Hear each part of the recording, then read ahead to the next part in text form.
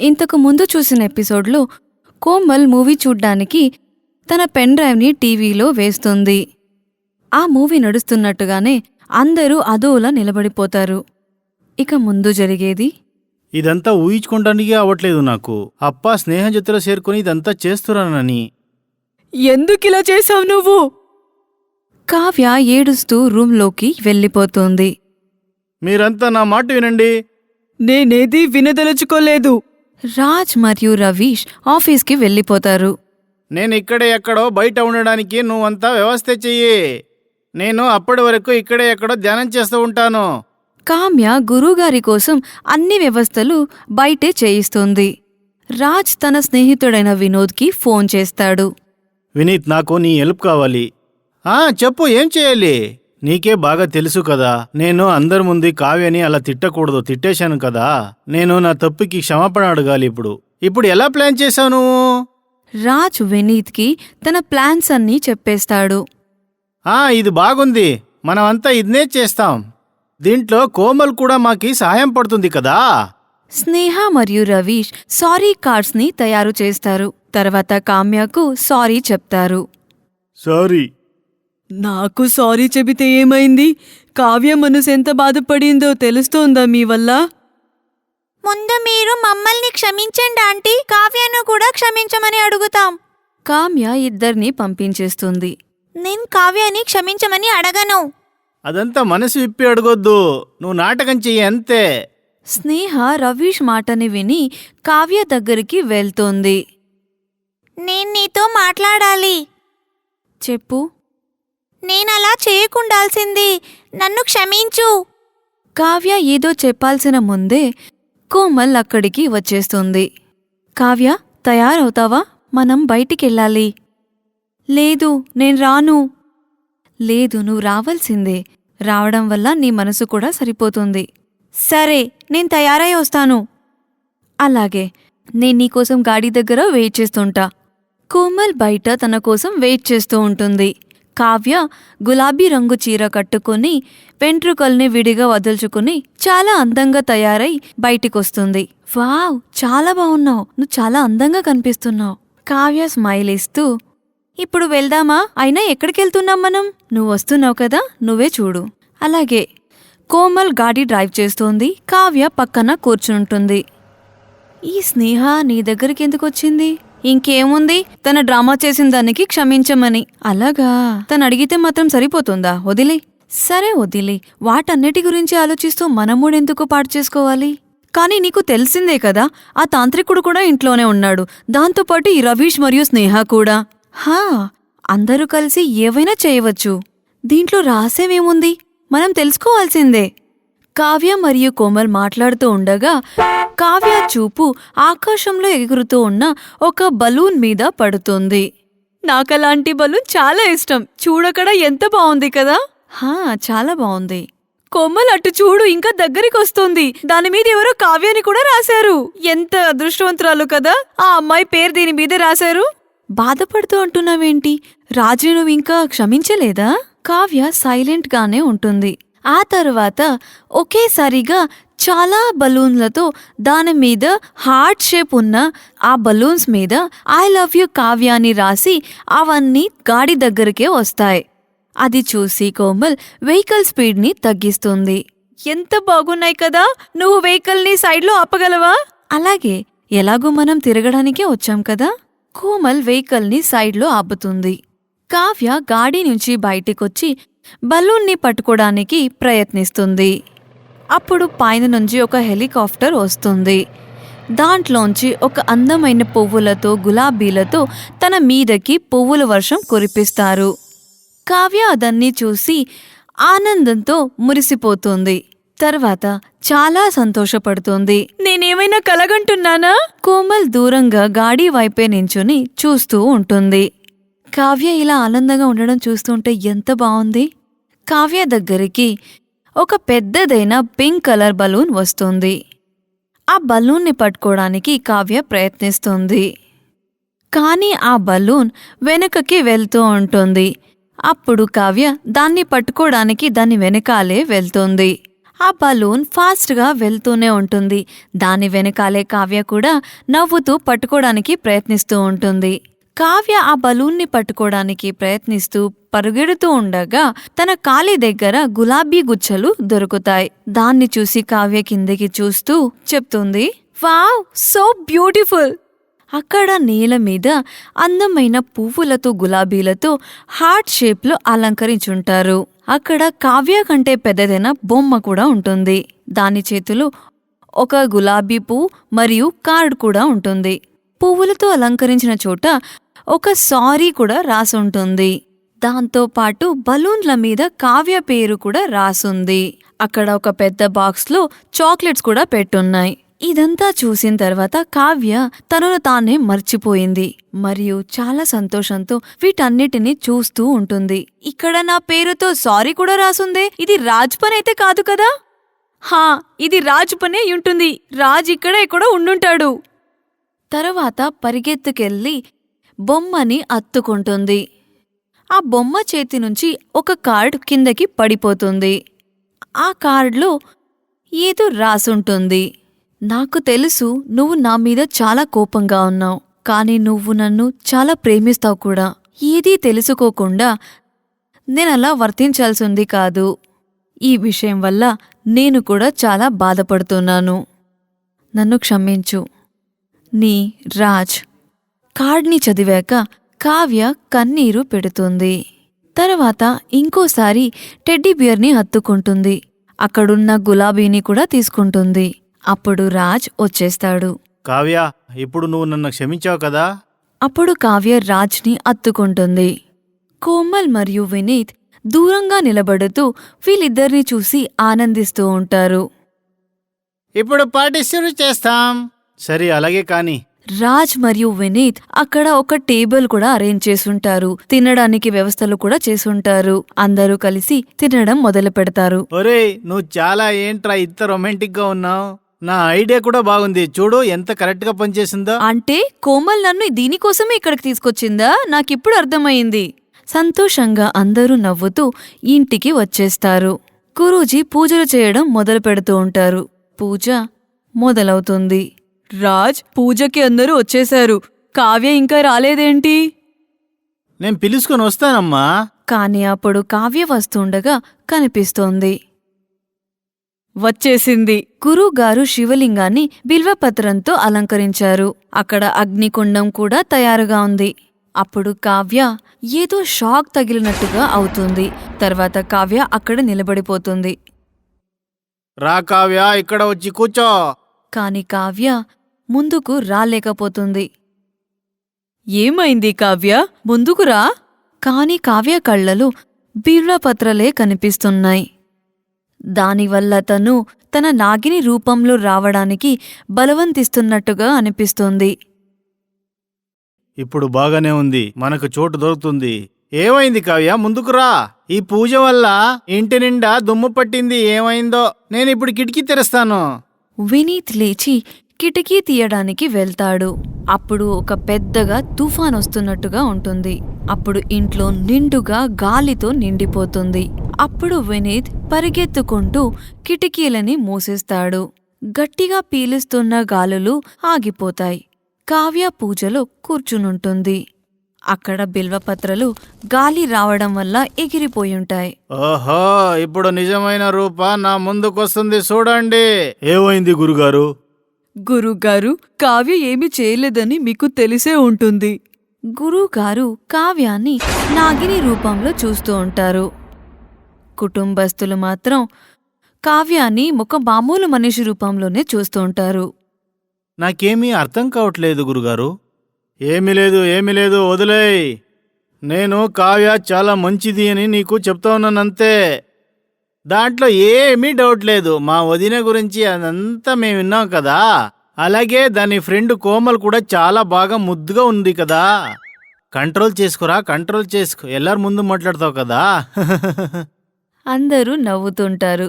వినీత్ని మధ్యలో ఆపుతూ, వినీత్, నువ్వు చాలా చెట్టడివి. అన్ని పనుల్ని చెడగొడతావు నువ్వు. అయ్యో గురుగారు, నేను కావాలని నువ్వు ఊరికే కూర్చో. నువ్వు నన్ను పూజ చేయడానికి ఇప్పుడు వదిలేయ్. రవీష్ మరియు కావ్య, మీ ఇంట్లో నాగిని ఉందని నాకు చాలా అనుమానంగా ఉంది. గురుగారు, మీరేం చెప్తున్నారు? లేదు గురుగారు, మా ఇంట్లో అలాంటిదేమీ లేదు. నేనేం చెప్తున్నదంతా సత్యం. ఇదంతా అబద్ధం కదా? గురువుగారు ఎక్కువ చెప్పడంతో అందరూ తన మాటల్ని నమ్ముతారు. గురుగారు, మీరు ఎలా చెప్తున్నారు మీ ఇంట్లో నాగిని ఉందని? నేను ఇప్పటినింకా 3 రోజుల్లో ఆ నాగిని పట్టుకొని మీకు చూపిస్తాను. ఈ రోజు పూజ ముగిసిపోతుంది. పూజ తర్వాత కోమల్ కావ్య రూమ్కి వస్తుంది. వాడు పక్కా తాంత్రికుడే, తనకేమైనా చేయాల్సిందే. కాని రాజ్ తనని ఒక గురు అనుకుంటున్నాడు కదా. మన దగ్గర 3 రోజులు మాత్రమే ఉన్నాయి. 3వ రోజు తనేమైనా చేస్తే మనం ఏం చేయాలి? నువ్వు భయపడకు, అయినంత తొందరగా ఏదైనా ప్లాన్ చేద్దాం. ఇప్పుడు నువ్వు పడుకో, పొద్దునకి మాట్లాడదాం. అందరూ పడుకునేస్తారు. మరుసటి రోజు పొద్దున రవీష్ గేట్ తీయగానే స్నేహ తల్లిదండ్రులు కామిని మరియు సుధీర్ వస్తారు. చాలా మంచిది, మీరిక్కడికొచ్చి మాకి ఆనందమైంది. ఆఫీస్ పనికి ఈ రూట్ నుంచే వెళ్తున్నాము. దానికోసం మిమ్మల్ని చూసి వెళ్తామని ఊరికే ఇలా వచ్చాము గురుగారు. ఇది మీ ఇల్లు, మీరు వస్తూ వెళ్తుండాలి. వదిన గారు, స్నేహ కనిపించట్లేదు. ఇక్కడే ఎక్కడో ఉంటుంది. స్నేహ, ఇక్కడ రా నాన్న, ఎవరొచ్చారో చూడు. స్నేహ వస్తుంది, కాని ఎవ్వర్నీ గుర్తుపట్టదు. సైలెంట్గా ఉండిపోతుంది. ఏమైంది స్నేహ, నువ్వెందుకు అక్కడే నిలబడిపోయావు చెప్పు? ఏమైంది నాన్నా, చెప్పు. స్నేహ రవీష్ వైపు చూస్తుంది. రవీష్కి అర్థమవుతుంది స్నేహ వీళ్ళని గుర్తుపట్టలేకపోతుందని. ఏమైంది స్నేహ, మీ అమ్మ నాన్న మీద ఏవైనా కోపమా నీకు? ఏమైంది, నువ్వెందుకు అలా నిలబడిపోయావు చెప్పు? స్నేహ అర్థం చేసేసుకుని అమ్మా నాన్నల దగ్గరికి వెళ్తుంది. నాన్న, మీరిలా సడన్ గా వచ్చేసరికి నేనేం చెప్పాలో తెలియకపోయింది. ఏం పర్లేదు నాన్న, నిన్ను చూసి మాకు సంతోషంగా ఉంది. సరే అమ్మా, నేను మీకోసం ఏమైనా చేసుకుని తీసుకొస్తా. నాన్న, మన ఇంట్లో నువ్వెప్పుడు ఏం చేయలేదు, ఇక్కడైతే అన్నీ చేస్తున్నావు. స్నేహ చాలా భయపడిపోతుంది. తన డూప్లికేట్ స్నేహ అనడం ఎక్కడ తెలిసిపోతుందో అని. మేము స్నేహంతా చెప్పేశాం. స్నేహ, నువ్వు ఇప్పుడు కిచెన్కి వెళ్ళు. అప్పుడు కోమల్ మరియు కావ్య కిందకి వస్తారు. స్నేహ వాళ్ళ నాన్న అమ్మతో మాట్లాడతారు. నీ కోడలు చాలా అందంగా ఉంది. అవును, చాలా మంచిది కూడా. రవీష్ వంటింటి వైపు వెళ్తాడు. ఏమైంది స్నేహ, ఎందుకింత కంగారుగా ఉన్నావు నువ్వు? ఏమైంది ఇంత, నాతో చెప్పు నువ్వు. నేను డూప్లికేట్ స్నేహ అవ్వగలను, కానీ వాళ్ళు నన్ను గుర్తిస్తారేమో. ఏమైనా ఆలోచిస్తా. అప్పుడు రవీష్ ఆలోచించడం మొదలుపెడతాడు. రవీష్ స్నేహాని స్టేషన్ నుంచి తీసుకురావడానికి వెళ్తూ ఉంటాడు. అప్పుడు నడి రోడ్లో గాడి ముందు నెమ్మలి మానవ రూపంలో నిలబడుతోంది. నువ్వు నా బండిలో తగులుకొని చావాలనుకుంటున్నావా? నన్ను కాల్ గురుగారు కావ్య శక్తులన్నీ నాశనం చేయడానికి పంపించారు. అందుకే మీ ఇంట్లో ఉంటున్నాను. అయితే ఇదంతా ఎలా జరుగుతుంది? అప్పుడు నెమలి స్నేహ రూపంలో వచ్చి మళ్ళీ నెమలి రూపంలోకి వెళ్ళిపోతుంది. నేను స్నేహ రూపంలో మీ ఇంట్లో ఉంటాను. చాలా మంచి ఐడియా. నేను స్నేహాని గెస్ట్ హౌస్లో పెడతాను. రవీష్ స్నేహాని గాడిలో కూర్చోబెట్టుకుని తన కళ్ళకు నల్ల బట్టతో కళ్ళు కప్పి తనని గెస్ట్ హౌస్కి తీసుకొచ్చి అక్కడ బంధించేస్తాడు. స్నేహ బయటికొచ్చి తన అమ్మా నాన్నలతో మాట్లాడుతుంది. స్నేహ చాలా మారిపోయింది, అదోలా మాట్లాడుతుంది కదా. అప్పుడు స్నేహ మరియు కావ్య మాట్లాడుతారు. త్వరలో నీ గురించి నిజం బయటపడబోతోంది. స్నేహ నెమలి మేడ మీదకి వెళ్ళిపోతుంది. అక్కడ కోమల్ ముందునుంచే కూర్చునుంటుంది. స్నేహ అమ్మా నాన్నల్ని కూడా మోసం చేశావు కదా. ఏంటి, నువ్వు మోసం చేయకుండానే ఇక్కడుంటున్నావా? కోమల్ కోపంతో స్నేహాని చంపడానికి ముందుకెళ్తోంది. నాలుకని బయటకు తీసి అగ్గిని విసురుతోంది. అప్పుడు స్నేహ కూడా నెమలి రూపంలో వచ్చేస్తుంది. తిరిగి తను కూడా యుద్ధం మొదలుపెడుతోంది. అప్పుడు కోమల్ కూడా నాగిని రూపంలో వస్తుంది. అప్పుడు వినీత్ రావడం చూసి ఇద్దరు మానవ రూపంలోకి వచ్చేస్తారు. మీరంతా ఎందుకు సైలెంట్గా ఉన్నారు? మీరంతా త్వరగా వచ్చేయండి, మనమంతా వెళ్తాం. లేదు, నేను రాను. కాని ఎక్కడికెళ్తున్నారు? అదేమో నాకు తెలీదు. ఇదంతా రాజ్ది సర్ప్రైజ్. రాజ్, వినీత్ మరియు కావ్య, కోమల్ రాజ్ చెప్పడం వల్ల స్నేహ కూడా తయారైపోతుంది. రాజ్ ఎక్కడికెళ్లాలనుకున్నారో ఆ చోటుకి వచ్చి బండిని ఆపుతాడు. అది చూసి స్నేహ షాక్తో ఇక్కడికి ఎందుకు వచ్చాము? ఎందుకు ఈ చోటు నీకు ఇష్టం కాలేదా? చెప్పు. అలాంటిదేం లేదు. ఇది మాదే గెస్ట్ హౌస్. మేము అప్పుడప్పుడు వచ్చి వెళ్తున్నాం. ఇలాగే ఇక్కడే మాట్లాడుతావా లేదంటే లోపలికి పిలుస్తావా? నాకు చాలా ఆకలేస్తుంది కదా. సారీరా, నేను మర్చిపోయాను. నువ్వు చాలా తింటావు కదా. గెస్ట్ హౌస్లో కూడా నువ్వు చాలా తినాలనుకుంటున్నావు. అందరూ నవ్వుతారు. అందరూ గెస్ట్ హౌస్లోకి వెళ్తారు. అక్కడ బయట చాలా దుమ్ము నిండి ఉంటుంది. ఇక్కడ చాలా దుమ్ముతో నిండిపోయింది. దీంట్లో ఆలోచించేదేముంది, శుభ్రం చేద్దాంలే. నేను భోజనం గురించి ఆలోచిస్తున్నాను. ఇక్కడంతా దీన్నన్నీ క్లీన్ చేయాలంట. నాకు దుమ్ము నుంచి ఇన్ఫెక్షన్ అవుతుంది. ఇక్కడికి ఎవరూ రారు. దానికోసం ఇక్కడంతా దుమ్ము చాలా ఉంది. మనమంతా దీన్ని ఫాస్ట్గా క్లీన్ చేస్తాం. వీళ్ళు శుభ్రం చేస్తూ చేస్తూ ఇంకేదో చేయకపోతే చాలు. భగవంతుడే కాపాడాలి. అప్పుడు వెనక నుంచి కోమల్ స్నేహాన్ని పిలుస్తోంది. ఏం ఆలోచిస్తున్నావు మేడం? అదేం లేదు. ఇవన్నీ చూస్తే ఈ ఇల్లు గుర్తుకొచ్చింది.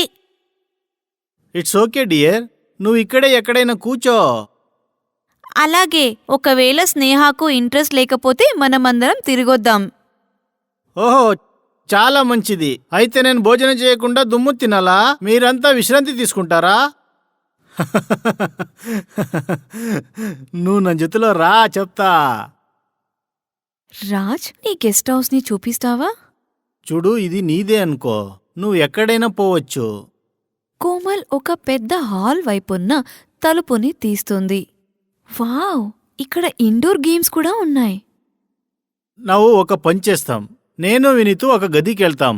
మీరు ఇక్కడే కూర్చొని విశ్రాంతి తీసుకోండి. నేను నీకోసం సర్ప్రైజ్ పెట్టాను తెలుసా?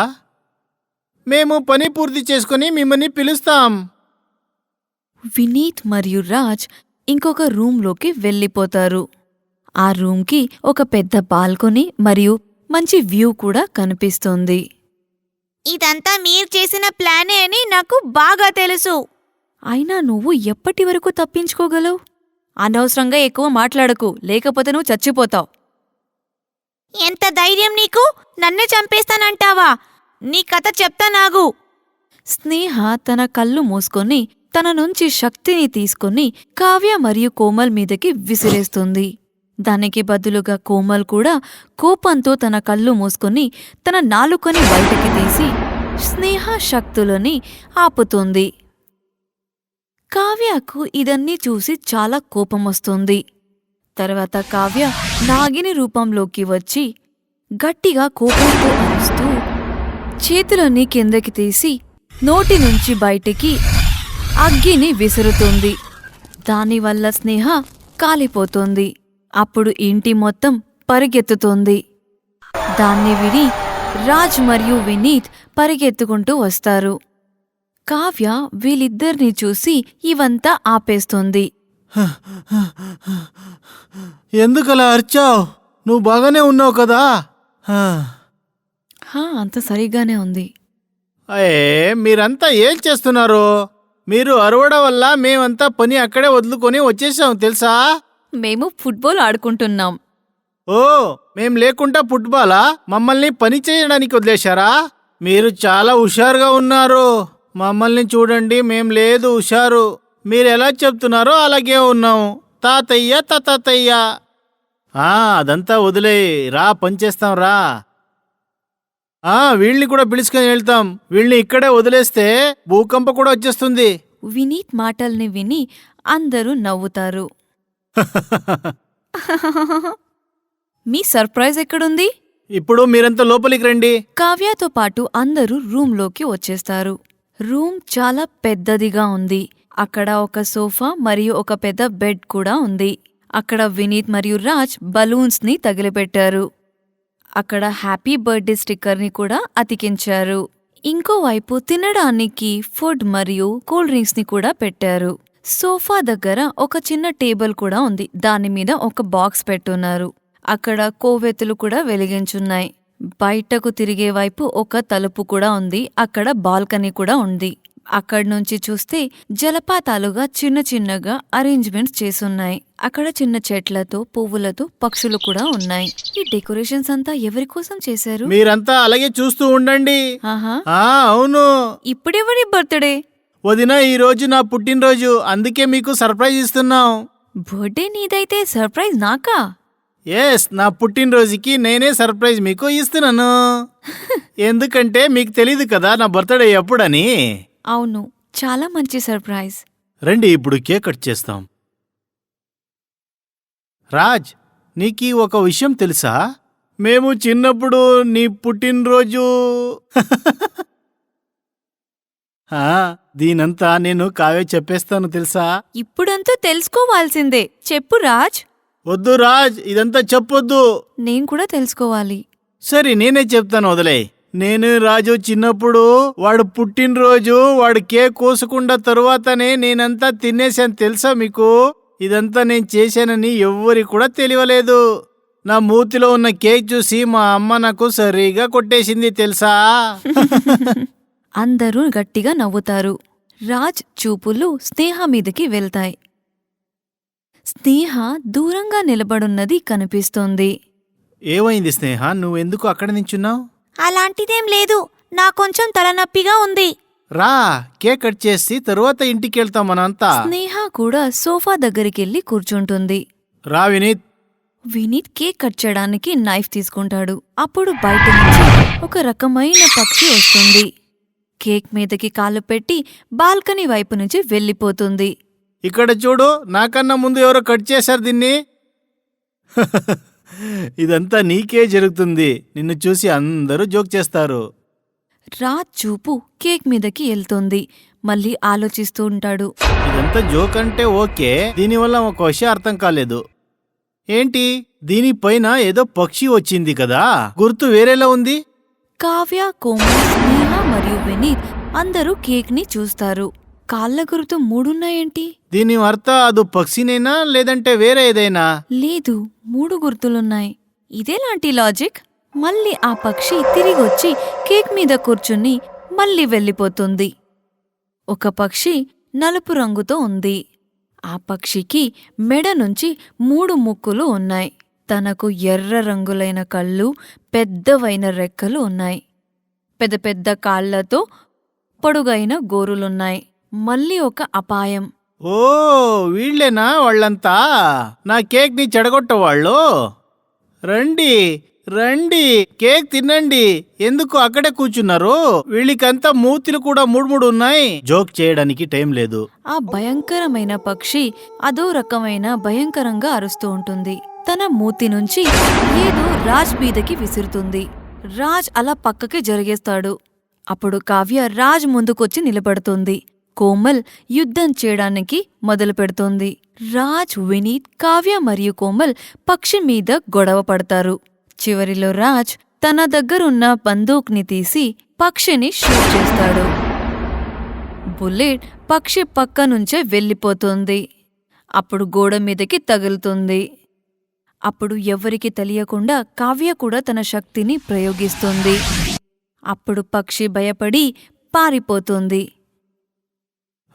నా ఊపిరి ఆగిపోయింది తెలుసా? ఇదంతా నాకే ఎందుకు జరుగుతుంది?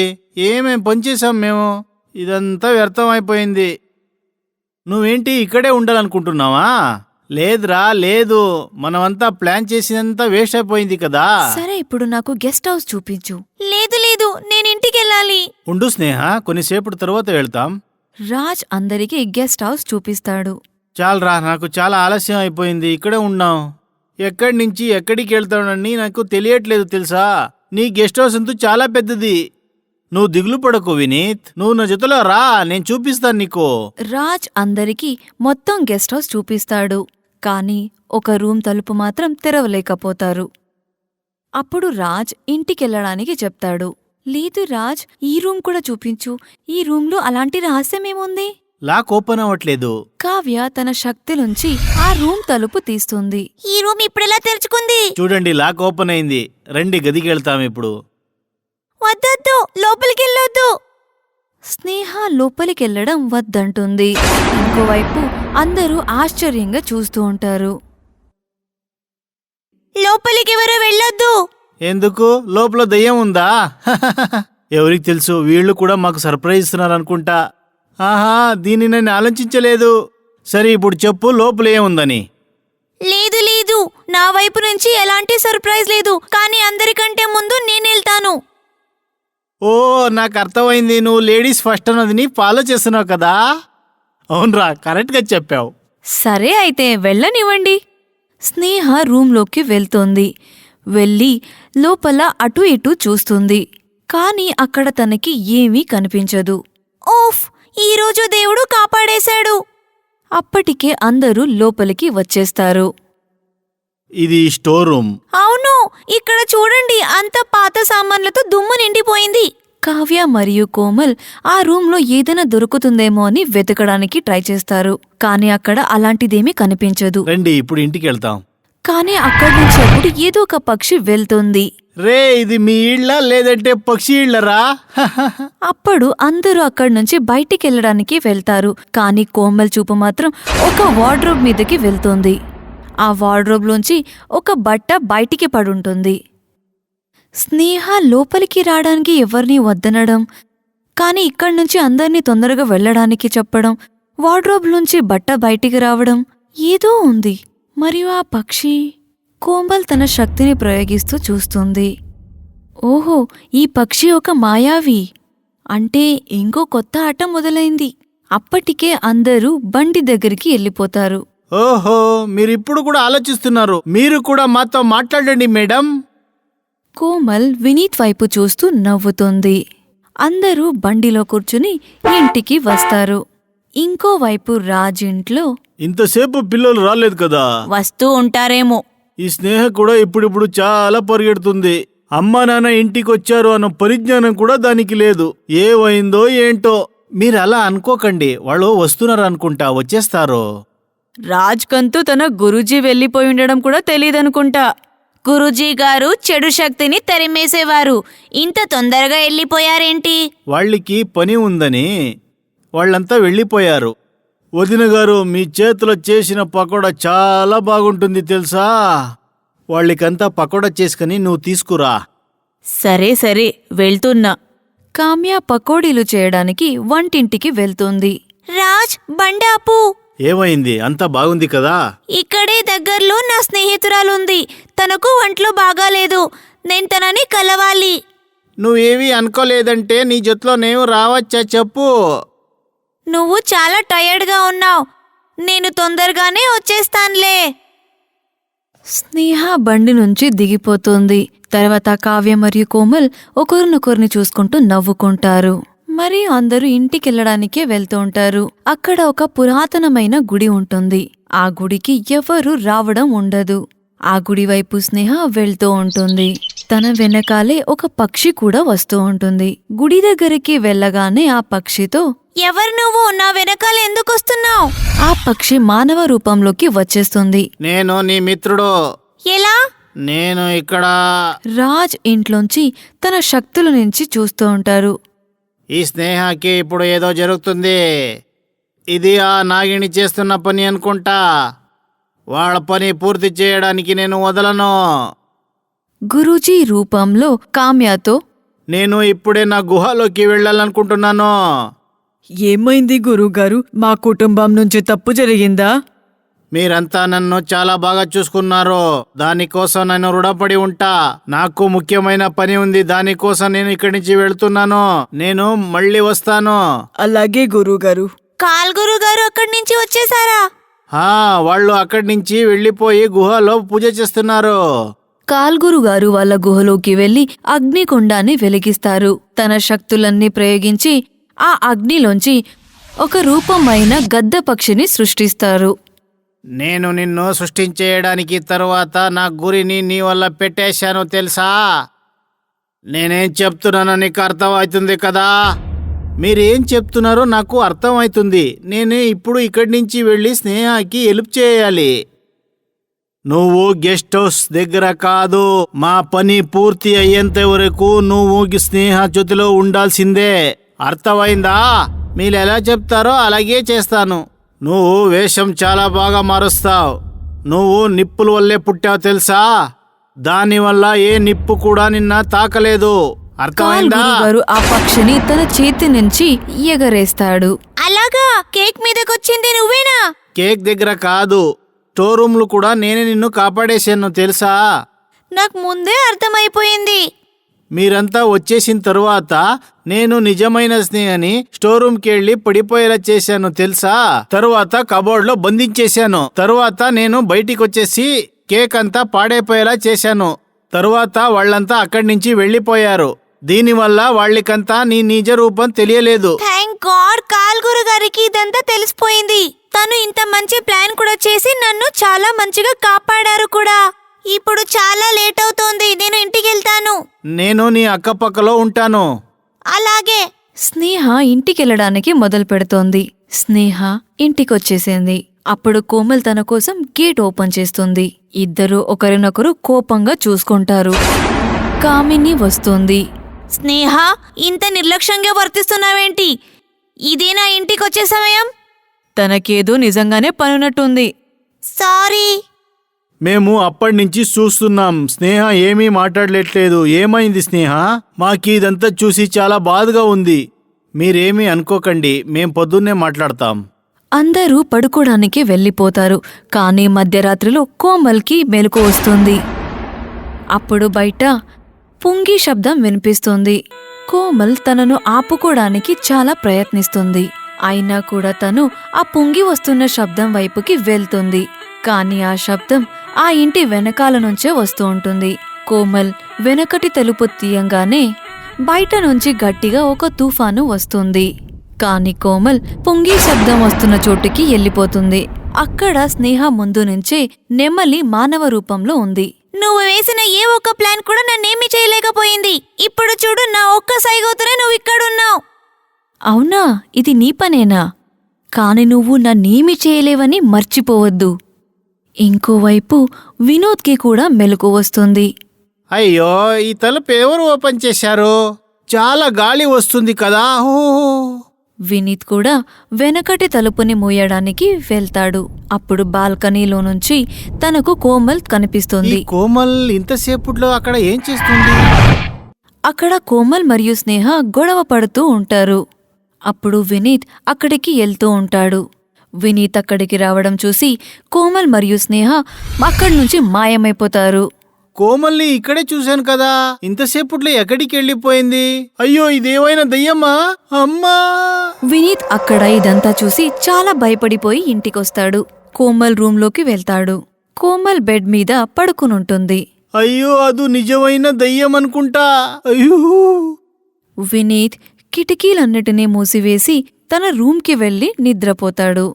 భగవంతుడి దయ వల్ల ఈరోజు వినీత్ ఏమీ చూడలేకపోయాడు. కాని ఇప్పుడు నేను గెస్ట్ హౌస్ వెళ్లాల్సిందే. కోమల్ రాత్రిలోనే గెస్ట్ హౌస్కి వెళ్లి ఆ స్టోర్ రూంలోకి వెళ్తుంది. అక్కడున్న ఆ వార్డ్రోబ్ని తీస్తుంది.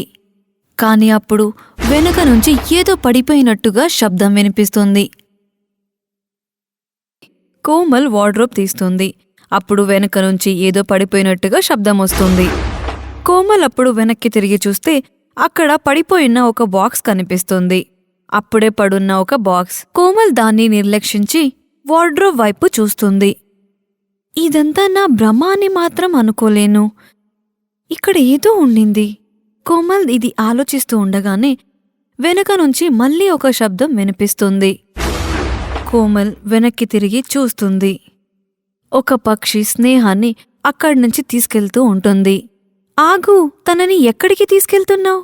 ఆ గద్ద పక్షి బయటకి వెళ్తూ ఉంటుంది.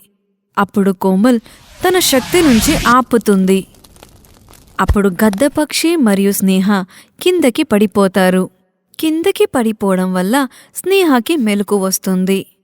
ఆ పక్షి మనిషి రూపంలో వచ్చేస్తుంది. నువ్వు ఇక్కడి నుంచి వెళ్ళిపో నాగిని. నాగిని మాత్రమే కాదు, విషసర్పని. కోమల్ క్రోధంతో తన కళ్ళు నీలిరంగులో మారిపోతాయి. పొడుగైన నాలుకతో బయటకొస్తుంది. తన మొహం కూడా నీలిరంగులో మారుతూ ఉంటుంది. నన్ను ఇక్కడి నుంచే వెళ్ళడానికి వదిలేయ్. నన్ను ఎదిరించి చూడు. స్నేహ సైలెంట్గా ఇవన్నీ చూస్తూనే ఉంటుంది. నువ్వు నా నుంచి స్నేహాన్ని కాపాడలేవు. నా నుండి నిన్ను నువ్వు కాపాడుకో. కోమల్ తన క్రోధంతో తన నాలుకని పొడుగ్గా గద్ద మెడపై యుద్ధాన్ని చేస్తోంది. గద్దపక్షి కూడా ఆ నాలుక మీద యుద్ధాన్ని చేస్తోంది. తర్వాత కోమల్ పాము రూపంలో వచ్చి ఆ గద్దపక్షిని చుట్టేసుకుంటుంది. ఆ గద్దపక్షి కూడా తన రూపంలోకి వచ్చి పాము మీద యుద్ధాన్ని చేస్తోంది. కోమల్ని తన తోడుగా తీసుకెళ్లడానికి ప్రయత్నిస్తుంది. కోమల్ తన నోటితో అగ్గిని విసిరి తన్ను కాల్చడానికి ప్రయత్నిస్తుంటుంది. కానీ దీనివల్ల గద్దపక్షికి ఏమీ అవ్వదు. కోమల్ మీద నవ్వుకోవడానికి గద్దపక్షి మళ్ళీ మనిషి రూపంలో వస్తుంది. అప్పుడు వెనుక నుండి స్నేహ ఒక పూల పాట్ని తీసుకుని గద్దపక్షి మీద విసురుతుంది. గద్దపక్షి కిందకి పడిపోతుంది. కోమల్ స్నేహాన్ని తీసుకుని ఇంటికి వచ్చేస్తోంది. ఇంత పొద్దున్నే మీరిద్దరూ ఎక్కడ్నుంచి వస్తున్నారు? పొద్దున్నేనే ఇద్దరం అలాగే బయటికెళ్ళాం. ఇది చాలా మంచిది కోమల్ గారు. నేననుకున్నాను మీరింకా మీ గది నుంచి బయటికి రాలేదని. చూస్తే మీరు బయటికి ఆక్సిజన్నే తీసుకొచ్చారు. అవును, పెద్దవాళ్ళు చెప్పినట్టు ఎక్కువ పడుకోవడం మంచిది కాదు. అందరూ నవ్వుతారు. తర్వాత స్నేహ చూపు సుధీర్ మరియు కామిని వైపు వెళ్తుంది. అమ్మా నాన్న, ఎలా ఉన్నారు మీరు? ఎన్ని రోజుల తర్వాత కలుస్తున్నారు? కంట్రోల్ స్నేహ. సడన్ గా చూడగానే ఎమోషనల్ అయిపోయాను. ఏమైంది స్నేహ? నేను అప్పటి నుంచి చూస్తూనే ఉన్నా. నువ్వు చాలా సైలెంట్గా ఉన్నావు కదా. ఈరోజు చాలా బాగా మాట్లాడుతున్నావు. ఉన్నట్టుండగానే ఇంత మార్పు ఏంటి స్నేహ? స్నేహ తన అమ్మను అత్తుకుని ఏడుస్తుంది. అప్పుడు కావ్య, రవీష్ మరియు రాజు అక్కడికి వస్తారు. కావ్య మరియు రాజ్ చేతిలో ఒక పెద్ద బ్రీఫ్ కేసెస్ ఉన్నాయి. ఏదో ప్రమాదం జరుగుంది అనుకుంటా. మోహిని ఇక్కడి నుంచే వెళ్ళిపోయింది. నిజమైన స్నేహ ఇక్కడికి వచ్చేసింది. ఈ స్నేహ సడన్ గా ఎందుకు ఏడుస్తోంది? కావ్య తన శక్తుల సహాయంతో చూస్తుంది. తనతో ఏం జరిగిందో తెలుసుకుంటుంది. స్నేహ, ఏమైంది? ఉన్నట్టుండగా ఎందుకిలా ఏడుస్తున్నావు? అయ్యో, ఏమో అయింది అనుకుంటా. అమ్మా కూతురు ఏదో మాట్లాడుకుంటారు అనుకుంటా. అలాంటిదేం లేదు, ఏడుపు వచ్చిందంతే. ఇప్పుడు ఇంటికి వెళ్తామా స్నేహ? అలాగే నాన్న. స్నేహ, సుధీర్ మరియు కామిని తన ఇంటికి వెళ్ళిపోతారు. కావ్య మరియు రాజ్ కొన్ని రోజుల కోసం బయట తిరగడానికి వెళ్తున్నారు. కావ్య, నువ్వింత పెద్ద బ్యాగ్ తీసుకుని ఎక్కడికి వెళ్తున్నావు? ఓ సారీ కోమల్, నీకు చెప్పడం మర్చిపోయాను. నేను రాజ్ పెళ్లి తర్వాత బయటికి వెళ్ళలేదు. అందుకే బయటికి వెళ్ళొద్దామని ప్లాన్ చేశాం. మేము కొన్ని రోజులు బయటికెళ్ళి వచ్చేస్తాం. Happy journey Kavya. All the best to you. Kavya bye చెప్పడానికి కావ్య దగ్గరికి వస్తుంది. నువ్విక్కడికి ఎందుకొచ్చావని మర్చిపోయావా కావ్య? రాజ్ ప్రేమతో నీ శత్రువుల్ని కూడా మర్చిపోయావా కావ్య? రాజ్ నన్ను ఎంత ప్రేమిస్తాడో నీకు తెలుసు కదా. కోమల్ కోపంతో ఏమీ చెప్పకుండా తన రూంలోకి వెళ్ళిపోతోంది. రాజ్ మరియు కావ్య తిరగడానికి వెళ్తున్నారు. కాని అదే బండిలో నెమలి ఏమీ శబ్దం చేయకుండా కూర్చుండిపోయింది. నాకేదో దుర్వాసనొస్తుందేంటి? కావ్య తన కళ్ళు మూసుకొని చూస్తుంది. అప్పుడు తనకు నెమలి కనిపిస్తోంది. నువ్వేంటి ఆలోచిస్తున్నావు? ఎక్కడికి వెళ్ళలేదు. మరి ఎందుకు అలా కూర్చున్నావు? ఏం లేదు, మనం ఏ హోటల్కి వెళ్తున్నామో అని ఆలోచిస్తున్నాను. ఓహో, నువ్వు ఇప్పుడే ఓట్ల గురించి మాట్లాడుతున్నావా? ఈ ప్రకృతి ఎలా ఉందని నువ్వు చూడు. రాజ్ ఒక హోటల్ ముందు బండి ఆపుతాడు. కావ్య, నువ్వు ఇక్కడే ఉండు. నేను వెళ్ళి మాట్లాడుకుని వస్తా. అలాగే, తొందరగా వచ్చేయ్. రాజ్ వెళ్ళిపోతాడు. అప్పుడు బండిలో నెమలి వెనకాల కూర్చుకొని నవ్వుతూ ఉంటుంది. నువ్విప్పుడు కూడా మాతో ఎందుకొస్తున్నావు? స్నేహాన్ని విషసర్పమైన కోమల్ రక్షించింది. ఇప్పుడు నేను నీతోనే ఉంటాను. ఇప్పుడు నేనెక్కడికెళ్ళను? అప్పుడు నెమలికి రాజ్ వస్తుండగా కనిపిస్తుంది. అప్పుడు నెమలి మాయమైపోతుంది. కావ్య, మేము ఇక్కడే ఉంటాం. రా, వెళ్తాం. రాజ్ మరియు కావ్య తన బ్రీఫ్ కేసులని ఆ హోటల్లో ఒక రూంలో తీసుకొస్తారు. ఇంకోవైపు నేను నీపైన చాలా విశ్వాసం పెట్టాను. ఆ స్నేహాన్ని నువ్వు చూసుకోలేకపోయావు. నేను ఆ కోమల్ రాకముందేనే ఆ స్నేహాన్ని అక్కడి నుంచి పంపించాలనుకున్నాను. కోమల్ చూసేసింది, ఏం చేసేది? ఇప్పుడు మోహిని కావ్య జొత్తులో ఉండేది చాలా కష్టం. నేను దీన్ని సాధించడానికి చాలా కష్టపడుతున్నాను. నా వల్ల చాలా తప్పయింది గురుగారు. నేనే దాన్ని ఎలాగైనా చేస్తాను గురుగారు. నేను ఈ పనిని మీకోసం చేస్తాను. నాకు ఈ శక్తి వల్ల నాకు తెలుస్తుంది కావ్య ఇంట్లో లేదని. అవును గురుగారు, మోయిని కూడా వాడితోనే వెళ్ళిపోయింది. నువ్వు వెళ్ళి మోయిని మీద ఒక్కడిని సుంచో. అప్పుడు గుహలో రవీష్ వస్తాడు. చెప్పు రవీష్, నువ్వు ఇక్కడికి ఎందుకు వచ్చావు? గురుగారు, మీరేం చేస్తున్నారో ఇదంతా బాలేదు గురుగారు. అవునా, ఇదంతా నీకు కూడా తెలిసిపోయిందా? గురుగారు, మీ చేస్తున్న పని ఇదేం బాలేదు గురుగారు. నేనేం చేస్తానో అదంతా నేను చేసిన తర్వాత నీకు తెలుస్తుంది. కావ్య నాకు కావాలి. దేనికోసం కావాలి అని నీకు బాగా తెలుసు కదా రవీష్. ఇప్పుడు మేమేం చేసేది గురుగారు? నువ్వు ఏం భయపడకు, నీకోసం నేనున్నాను. నాకు సమయం కావాలి రవీష్. సరే, నేను వెళ్తాను గురుగారు. రవీష్ ఇంటికి వస్తాడు. అప్పుడు కోమల్ కోపంతో రవీష్ని చంపడానికి ప్రయత్నిస్తుంది. ఆంటీ, నాకు బయట కొంచెం పనుంది. ఒక రోజు తర్వాత ఇంటికొస్తా. ఓహో, ఈ కోమల్ ఎక్కడికి వెళ్తుంది? దీన్ని జొతలో మాట్లాడడానికి సమయం దొరుకుంది అనుకున్నాను. అప్పుడు ఆ కావ్య ఉండేది. కోమల్, నువ్వు ఎక్కడికి వెళ్తున్నావు అంటే నువ్వు ఒంటరిగా వెళ్తున్నావు కదా, దానికోసం నేను అడుగుతున్నాను కోమల్. నేను నిన్ను డ్రాప్ చేస్తాను కోమల్. అంకల్, మీకెందుకు ఇబ్బంది? అది వెళ్తుంది, వదిలేయండి. నేను కోమల్ని డ్రాప్ చేస్తాను, వదిలేయండి. ఈ వినీత్కి నేను ఏదో ఒకటి చెయ్యాలి. సరే, నువ్వే డ్రాప్ చెయ్యి. రవీష్ కోపంలో చెప్పేసి వెళ్ళిపోతాడు. ఇంకోవైపు నెమలి తన జాదూతో కావ్య రూంలో దోమల్ని వదులుతుంది. తర్వాత తను కూడా అక్కడే దాగేసుకుంటుంది. అయ్యో, ఈ రూంలో ఎక్కువ దోమలున్నాయి. ఈ దోమలంతా ఎక్కడి నుంచి వచ్చాయని నాకు తెలీదు. ఉండు, నేను ఆల్అవుట్ తీసుకుని వస్తా. ముందు మీరు టీ తాగండి, తర్వాత ఆల్అవుట్ తీసుకురండి. నేను ఆల్అవుట్ తీసుకుని వస్తాను, తరువాత వచ్చి టీ తాగుతాను. రాజ్ రూమ్ నుంచి బయటికెళ్ళగానే నెమలి దాక్కున్న చోటు నుంచి బయటకొస్తుంది. నువ్విక్కడ కూడా? హా, నేనిక్కడే ఉంటాను. రాజు మాత్రం నావాడే. నేను రాజుని వదిలి ఎక్కడికి వెళ్ళను. రాజు నిన్ను ఇంత కేర్ తీసుకోవడం చూస్తుంటే నాకు చాలా కోపం వస్తోంది. కావ్య నెమలికి ఒక చెంపదెబ్బనిస్తుంది. అప్పుడు నెమలి పక్కనే ఉన్న టేబుల్ మీదకి పడిపోతుంది. నీకెంత ధైర్యం? నెమలి వేడైన టీని తీసుకుని కావ్య మొహం మీదకి విసిరేస్తుంది. కావ్య ఆ మంటతో అరవడం మొదలుపెడుతుంది. అది విని రాజ్ కూడా అక్కడికి వస్తాడు మరియు గట్టిగా అరుస్తాడు. కథ ముందువరిస్తుంది.